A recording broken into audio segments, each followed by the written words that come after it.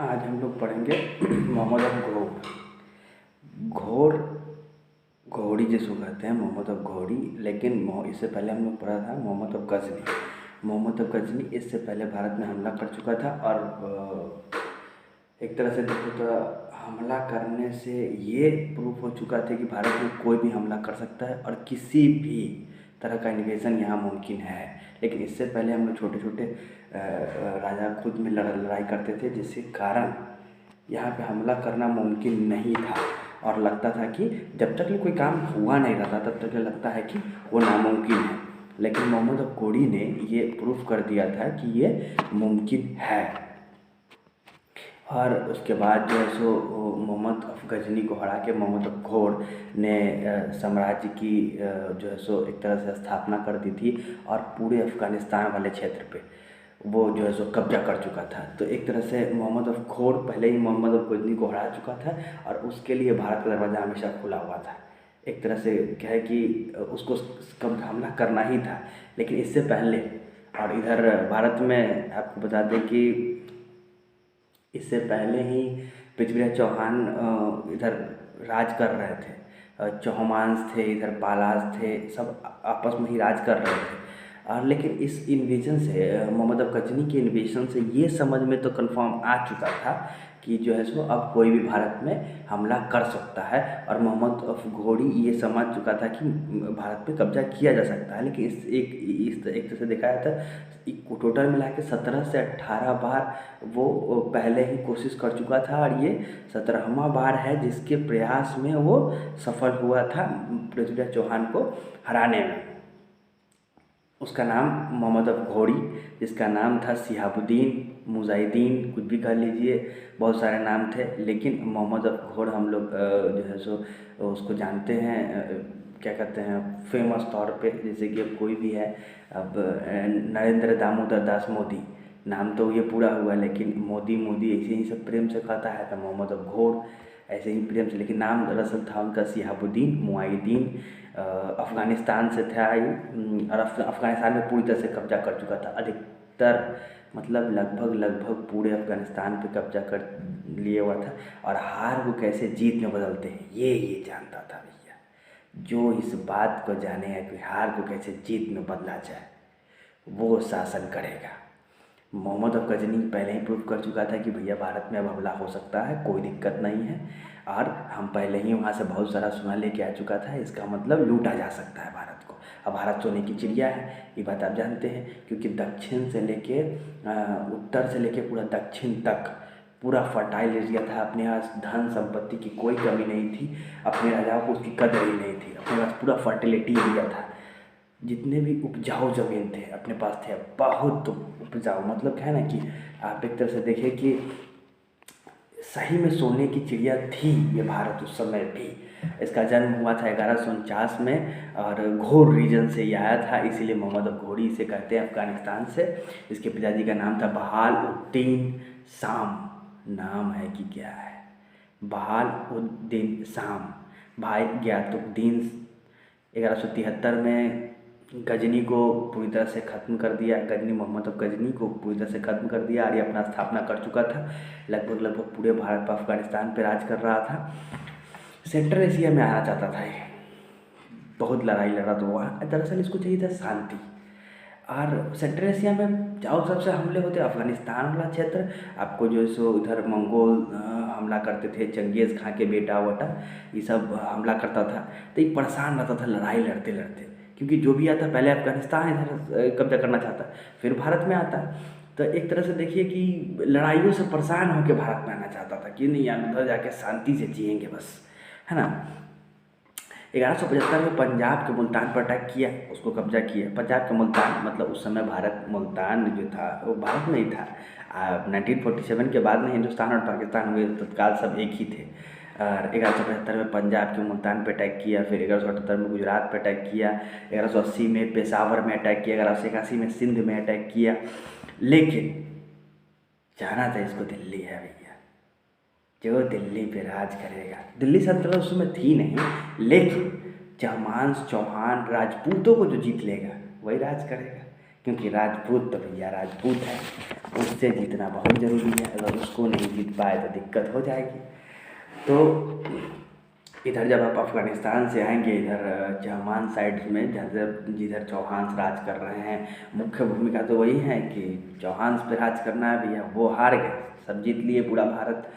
उस समय चौहान जो है सो, जो कहते हैं राजपूतों की बोलबाला थी, राजपूती कंगन उतना ही चमकता है जैसा राजपूती तलवार। अब भैया दोनों चलते हैं टाइट, समझे। तो इधर आता है तो 1191 में जो है सो हरियाणा के पास ये थानेश्वर के बगल में पड़ता है, तराइन एक जगह है, उसी में फर्स्ट बैटल ऑफ तराइन होता है। उसके बाद जो है सो भारी सेना लेके आता है, लेकिन फिर भी जो है सो पृथ्वीराज चौहान इसकी ईंट से ईंट बजाते हैं। पृथ्वीराज चौहान और उसके भाई गोविंदराज चौहान दोनों मिलके इसकी ईंट से ईंट बजा देते हैं।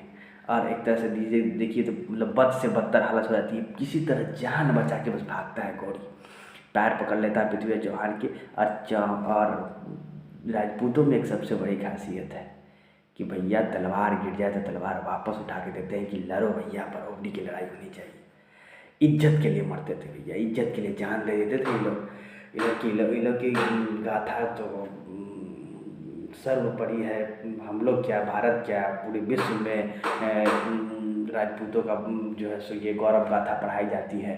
और जैसे कि मतलब लाजवाब था ये लोग, मतलब समझो एक तरह से कि लड़की औरतें जौहर करती थी, जौहर प्रथा जिसमें जिंदा जला जाए। सोचो एक इंसान जिंदा जलेगा तो कैसा लगेगा। और उस समय लाखों की सेना में औरतें जौहर प्रथा को निभाती थी। किसी इंसान के लिए जिंदा जलना कितना मुश्किल होगा, आप इमेजिन कर सकते हैं। फिर उसके बाद जो है सो, लेकिन मोहम्मद अफगोड़ी हार नहीं मानता भैया, हार नहीं माने। First attempt, second attempt, third attempt, fourth attempt देते रहिए, कभी ना कुछ तो होगा ही। जीवन में यही तो है, अगर सब दिन पास हो गए तो फिर मज़ा नहीं आएगा पास होने का, है ना। सेकेंड बैटल ऑफ ट्रेन जो है सो हुआ, फिर बोला। और देखो हारने के बाद भी ये एक मैसेंजर भेजता है कि भैया पृथ्वीराज चौहान एक काम करो, तुम हार मान लो। अब पृथ्वीराज चौहान हार माने, सवाल ही पैदा नहीं होता। ईंट से ईंट बजा दिया जो आदमी, वो आदमी हार मान सकता है, सवाल ही पैदा नहीं होता है। दूसरी बार युद्ध होता है और जो है सो कि 1,20,000 का सेना लगभग मोहम्मद अफगोड़ी लेके आता है। 1,20,000 की सेना मोहम्मद अफगोड़ी लेके आता है। और अपने पास तो जानते ही हैं, अपने पास है हाथी। लेकिन इस बार पृथ्वीराज चौहान इस बात को जानता था कि जो भी है होगा दमदार बैटल, समझे। क्योंकि इससे पहले उससे दोनों टकरा चुका था और मोहम्मद अफगोड़ी को पृथ्वीराज चौहान के बारे में एक्सपीरियंस तो था ही। तो 3 लाख पैदल सेना के साथ पृथ्वीराज चौहान, 3,000 हाथियों के साथ पृथ्वीराज चौहान, इधर 1,20,000 के साथ मोहम्मद अफगोड़ी, समझे। सीधे अटैक नहीं करा, क्योंकि मोहम्मद अफगोड़ी जानता था कि सीधे अटैक करने का मतलब भैया राजपूत से तुम बचोगे नहीं, ईंट से ईंट बजा देगा तुमको, इतना कत्लेआम मचाएगा कि भैया मत पूछो। लेकिन ये बात ये जानता था कि भैया पीछे से इन लोग को चोरी चमारी नहीं आता है, बेईमानी नहीं करता है सब। क्योंकि जो आदमी इतने लोगों को मारने के बाद भी अगर पैर पकड़े और उसको माफ़ कर दे तो भैया वो होगा राजपूत, समझे। पीछे से अटैक किया, कोई फ़र्क नहीं पड़ा, फिर भी जीतते गए। लेकिन इसमें क्या था, मोहम्मद अफगोड़ी में क्या था कि ये पूरा छल कपट जानता था। और 4 गुट आगे से और 1 गुट पीछे रखे हुआ था बैकअप के लिए। तो जब ये हारने लगा तो ये अपने सेना को आदेश दिया कि आप पीछे आइए। जब पीछे आने लगा तब मोहम्मद चौहान जो है लोग जश्न मना ले कि भैया हम लोग बैटल जीत गए हैं। और ये एक चाल थी, ये वापस आया और अटैक किया ऐसा कि बस यहीं पे बस मामला ख़त्म हुआ। और ये भारत के इतिहास में बहुत दुखजनक था। नहीं तो आज भी हम लोग आज भी हम लोग जो है सो दूसरे समाज में एक जिंदा रहते, एक सेल्फ जैसे रिस्पेक्टेड जो समाज होता है उसमें। क्योंकि राजपूत भैया सेल्फ रिस्पेक्टेड थे, वो अपनी इज्जत करते थे, अपने दुश्मनों की इज्जत करते थे, सबकी इज्जत करते थे। और आज के समय में कोई किसी की इज्जत नहीं करता, इसलिए क्योंकि छल कपट से भरा हुआ इतिहास और छल कपट से भरा हुआ समाज क्या सिखाएगा आपको। 4 टुकड़े आगे से, 1 टुकड़े पीछे से हमला किया। एक बैग हमला होने की वजह से ये जो है सो अचानक एक मतलब नहीं कहते सरप्राइज अटैक होने के कारण जो है सो हम लोग को हार का सामना पड़ेगा 94 में। फिर अर्थ देखो इधर क्या है, पृथ्वीराज चौहान के साथ एक आदमी और नहीं आया था, उसका नाम था जयचंद। जयचंद अगर आता तो हो सकता था कि गेम को पलटा जा सके, क्योंकि जयचंद उस समय का बहुत बड़ा शासक था। और जयचंद इसलिए भी नहीं आया क्योंकि वो पृथ्वीराज चौहान का ससुर था, उसकी बेटी को संयुक्ता को भगा कर लाया था। और जिसकी बेटी को आप भगा के लाइएगा, आपको लगता है कि वो आपका साथ देगा, तो आप गलत फहमी में जी रहे हैं भैया, ये काम छोड़ दीजिए, है ना। साथ नहीं दिया। सुबह शाम लड़ाई चलती थी, रात में नहीं चलती थी। लेकिन मोहम्मद अफगोड़ी रात में भी हमला करता था। ये इतना बड़ा चिटखोपड़ी था कि रात में भी हमला करता था। बताओ, देखो धोखा देने का पूरा प्रवृत्ति लेके आया था। अब मोहम्मद अफगोड़ी जानता था किसी तरह जीत जाना है बस, क्योंकि मोहम्मद अफगोड़ी बहुत हार चुका था, बहुत हारा हुआ था, बहुत बार हार चुका था। इसलिए वो चाहता था कि बस किसी तरह बस जीत जाया जाए बस। मोहम्मद अफगोड़ी अपने गुलामों को अपना बच्चा मानता था, क्योंकि उसका अपना बच्चा नहीं था। अब इस पे कैरेक्टर पे कोई सवाल नहीं है, पता नहीं क्यों नहीं था, क्या नहीं था। क्या कि 2-3 प्रवृत्ति होती है, जैसे कि एक होता है संघ सूची, एक होता है राज्य सूची, एक होता है समवर्ती सूची। अभी किस सूची में है इस पर कोई कमेंट नहीं। लेकिन मोहम्मद अफगोड़ी के कोई बच्चे नहीं थे, वो अपने गुलामों को अपना बच्चा मानता था।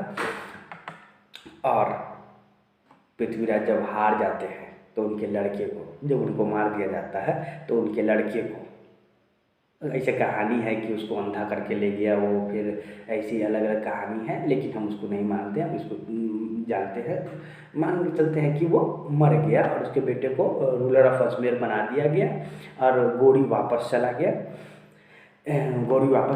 लेकिन एक अच्छा काम उसने क्या किया कि उसके 3 गुलाम थे बहुत महत्वपूर्ण, जिसको बहुत भरोसा करता था। एक था कुवाचा, दूसरा था कुतुबुद्दीन ऐबक, और तीसरा जो था वो उसको दिया, वो सिंध वाला क्षेत्र दे दिया, इसको कुवाचा को मुल्तान वाला क्षेत्र, और कुतुबुद्दीन ऐबक को दिल्ली सल्तनत का राजगद्दी दिया। ठीक है। और उसके बाद से दिल्ली सल्तनत की कहानी और पहला गुलाम वंश का शासक, क्योंकि 15 मार्च 1206 को मोहम्मद अफगोड़ी मर जाता है, और जब मालिक मर जाता है तो गुलाम खुद मालिक हो जाता है। इस बात को आप समझ सकते हैं कि अगर कोई आपका जैसे कि कोई मतलब आपके केयर टेकर है, अब वो नहीं रहे, तो आप खुद एक केयर टेकर है अपने अंडर काम करने वाले लोगों को। तो एक तरह से ये गुलाम था, और इसके अंडर में ये 3 गुलाम थे जो उसको बहुत मुख्य रूप से चाहता था, मानता था, और चाहे जो कहिए। लेकिन कुतुबुद्दीन ऐबक में चीज़ तो था भैया, कुतुबुद्दीन ऐबक था, हमेशा लड़ाई में आगे रहता, और मोहम्मद गौरी के हर एक बैटलों में ही बढ़ चढ़ के सहयोग करता था ही। मोहम्मद गौरी उसको मानता भी था, हालांकि तीनों को मानता था, लेकिन मोहम्मद गौरी सबसे ज़्यादा मानता था कुतुबुद्दीन ऐबक को। ऐसे क्योंकि भारत की जिसको राजगद्दी दी जाए, इसका मतलब वो चाहता है कि भैया तुम तरक्की करो। और फिर गुलाम वंश का पहला, क्योंकि 1206 में जब जैसे ही मोहम्मद अफगोड़ी मरते हैं, कुतुबुद्दीन ऐबक एक तरह से खुद मोहम्मद अफगोड़ी का जगह ले लेता है, क्योंकि तीनों जो स्लेव थे, जो गुलाम थे, वो अपना अपना जगह ले चुके रहते हैं। लेकिन कहने का अर्थ ये है कि गुलाम तो भैया गुलाम है, इसीलिए गुलाम वंश का स्थापना होता है। पहला जो गुलाम वंश का शासक है वो है कुतुबुद्दीन ऐबक, और इसको हम लोग पढ़ेंगे कल। धन्यवाद।